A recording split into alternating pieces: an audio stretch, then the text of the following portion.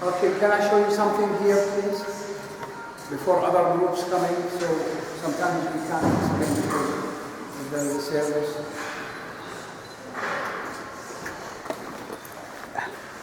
Now remember that all the writings, the language, it's a Greek language in all of the churches because they kept using the Greek language after the Greek during the Roman and during the Byzantine times. Now, this one here, if we can give space to people.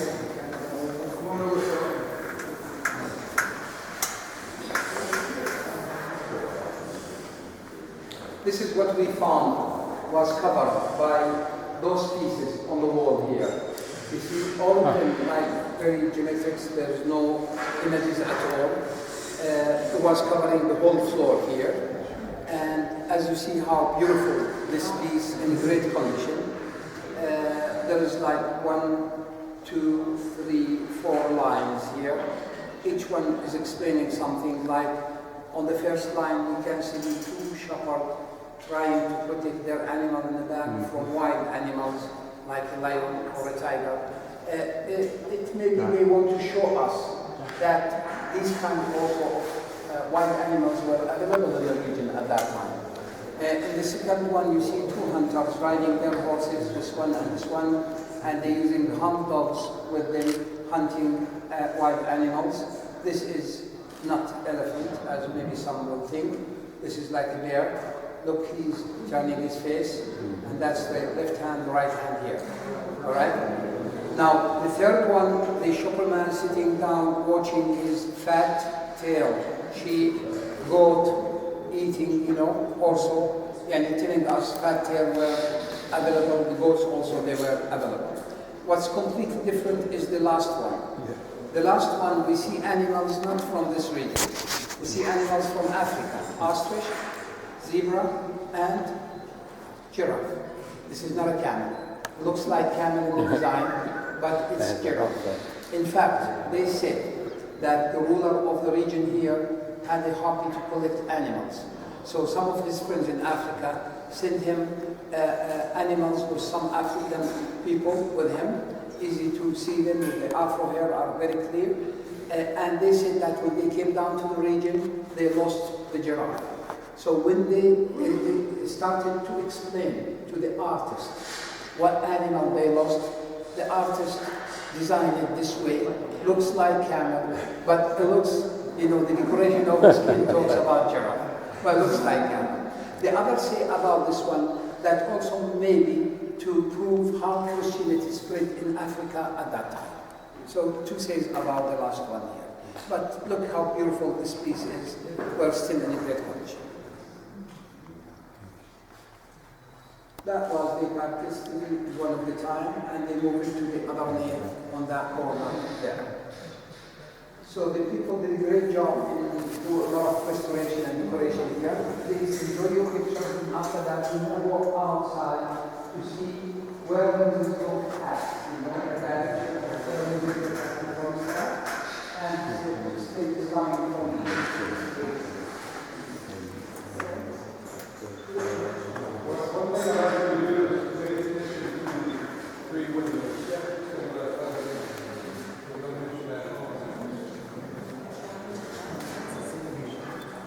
Take a look at those 3 windows really close.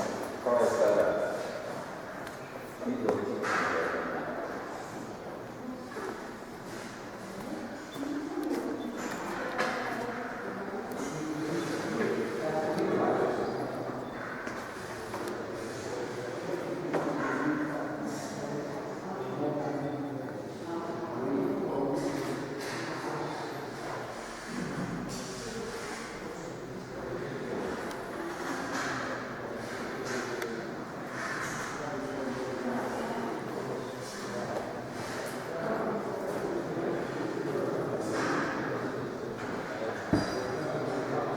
The original first part of the church. Here, seats on the sides.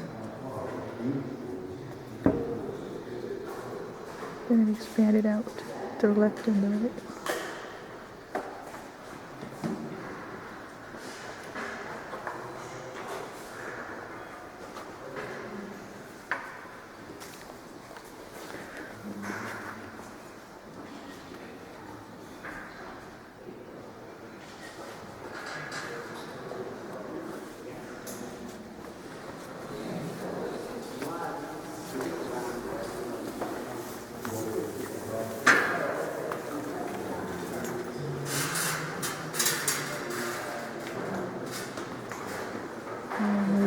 work in the church. Where the glass tomb, the glass. No, not the 15th century. Where There are panels on the floor.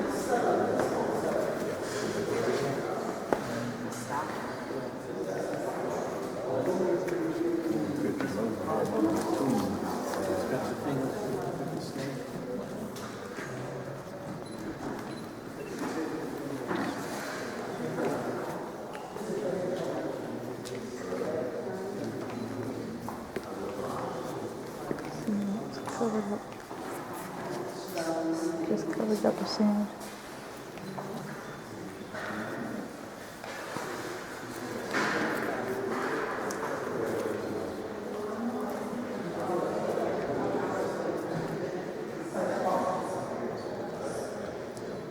This is the right side of the church.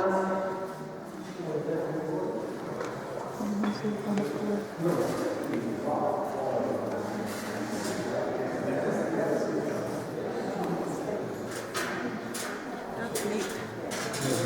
I don't think I did that baptism. No? Didn't go all the way under.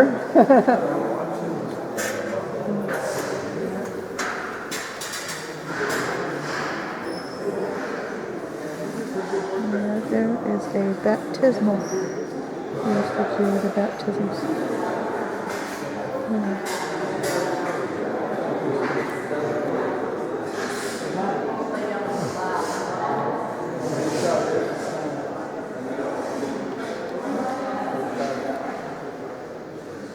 Yeah, it's really something else. Huh?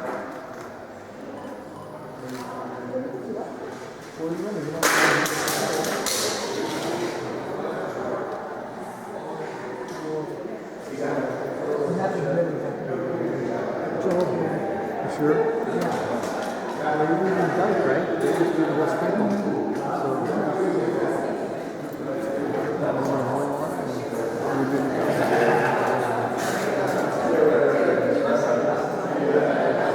These stones.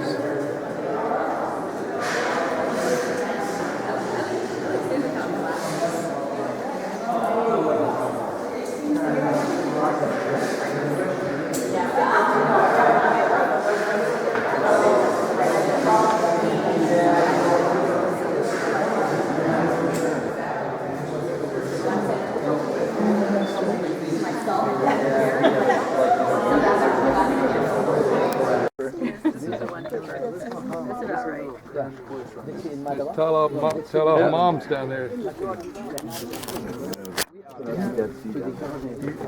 Your day. We had your day with Okay, there's the Dead Sea. If you walk around, you get it. Okay, brothers, sisters, Right through where Pearl. we're looking down at the Jordan Valley area. We're looking at the Holy Land, at the Promised Land too. Now, first of all, this direction down there, that is the Jordan Valley.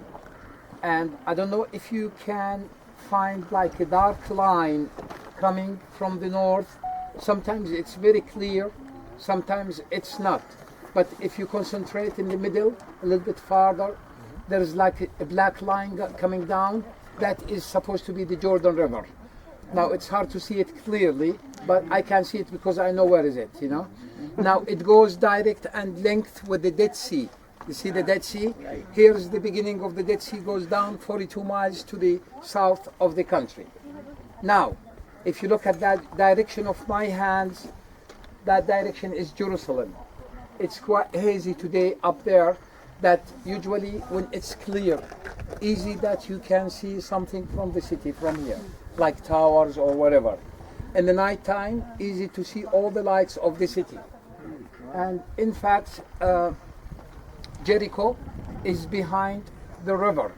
Now we need to remember that after 1967, after the Israeli occupied West Bank there, the Jordan River became the border between the East Bank and the West Bank there. All right? So West Bank is what we call it. West Bank was Bethlehem, Jerusalem, Hebron, all the other cities there. It was belonged to Jordan before, but not anymore after 1967. Now, the whole area is the Jordan Valley on the eastern side where we do all of our agriculture business down there. Now, let me remind you, when Moses came from Egypt, Moses came from southwest, that direction. He came to south of Jordan, where south of Jordan was under the control of the Edomites there. And according to the Old Testament, it said that the Edomites did not let Moses go through. That's why he did a long turn. And finally, after the lost and everything, we believe that they came from the Amorites. When you will come back from the north border, and we're going to visit Jerash, and I'm going to drive you back to Madaba again. I will drive you through the King's Highway where we will pass by the city of Heshbon, which was the capital of the Amorites. And I will point to you the Tel. There is like a big mountain, a Tel. We call it Tel Heshbon. And we're doing a lot of excavations there now to prove the time of the Amorites. Anyway, Moses and the 12 tribes came all the way here. Moses came to Mount Nebo, and the 12 tribes led by Joshua all the way down. Where is now the baptism site that discovered later on and used by Jesus? That was the place where Joshua and the others camped around 3 days in that area before they go to Jericho. Then they went to Jericho. As you know, they blow the horns, they destroy the walls, and they kill the people in that city. So Moses came over here. Question why Moses didn't go with them. Now we know that according to the Old Testament, one of the reasons maybe that when God told Moses to talk to the rock to get the water, but he struck the rock and he was nervous and he did that many times, you know. So God said, you will see it by your eyes, but you will never touch it by your feet. So Moses came over here and he kept looking at the Holy Land from here. And as I said to you, and somebody asked me maybe how the weather was hazy when Moses looked or not, but we believe that God gave Moses good vision to do this. He is a prophet. He is a prophet.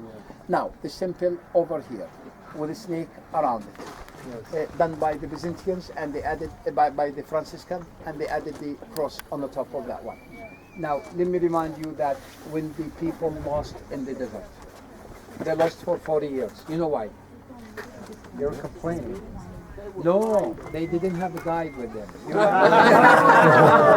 Moses and the fire and the Well, we know in the Old Testament, in the Quran also, written that Moses said to them, let's go and enter the city. They refused. They scared from the Canaanites, actually. And Moses said to them, God says, you are not going to fight. Just go, enter. They will leave by themselves. They didn't believe it. So the punishment was that they lost in the desert. And of course, it's many deserts. It's not just one desert. They were in Jordan, they were in Egypt, they were in maybe Saudi Arabia. They were in many places.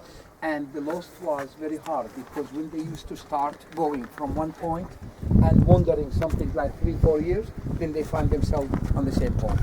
You see, that's kind of lost. During the loss, they were bothered much by the sea. And they started to complain to Moses that when we were slaves much easier in Egypt than now. Then Moses prayed to God, and it said that God said to Moses to put a copper or bronze snake around his stick and put it somewhere in the desert and ask everybody to look towards that one whenever they get the fear or any kind of problems. So it was kind of pure. That's why the logo looks like let's say the pharmacy logo somehow. Yeah, it's because it has to do something with the purity. You want to say something? Sure. Is it time? Yes, all the time. Well, where's Doug? Right here. Well, you know, this is Sunday, Yes. and you haven't had your sermon, so we got about 45 minutes, Doug. That's just my introduction. How about California? Where are you from? All the way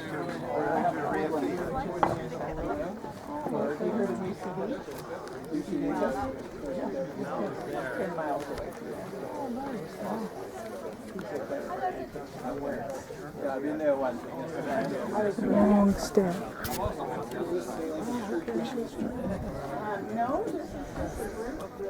when it's cold and windy, you got good display.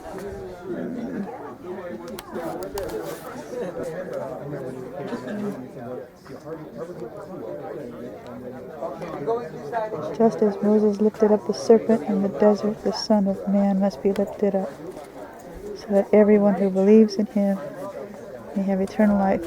John 3:14-15. And there it is. Yes, original.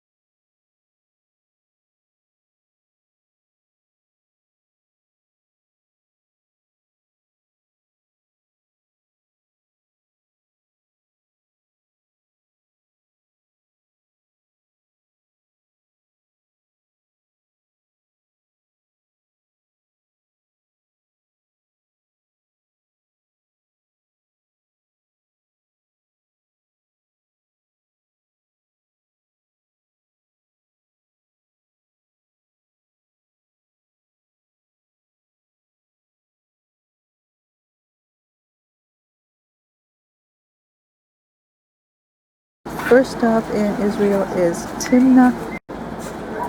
Yes, Timna Park. I'm going in to watch a film. This is it. Beautiful mountains.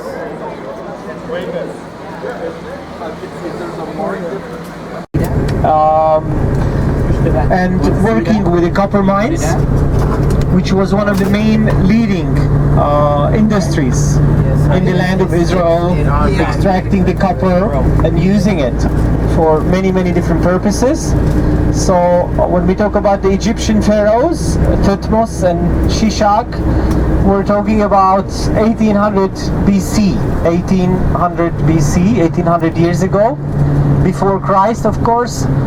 And that is long time ago, where the Egyptians were stationed here, where they came through here, and with the discovery of copper in this region, it made it a very unique place. I mean, the nature is really beautiful here.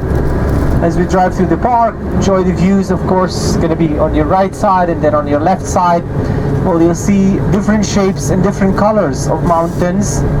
A lot of them have been eroded. You know, the erosion played a big factor here into creating the different shapes of mountains. Some look like shapes. You could imagine different types of shapes of mountains with the different colors. The darkish brownish color, maybe with a light rose color or reddish colored stones as well. We'll see also some mushroom shapes, things that are created like mushrooms that have been eroded with water and with sandstorms all along the road as we drive. So we'll go to the tabernacle demonstration first, and then we'll drive and stop to enjoy the beauty of the nature and take some pictures along the sides of the roads.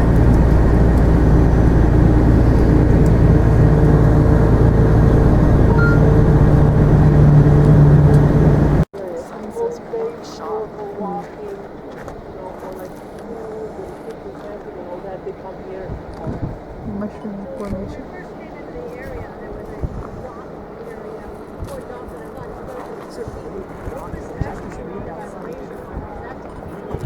Used to have mines.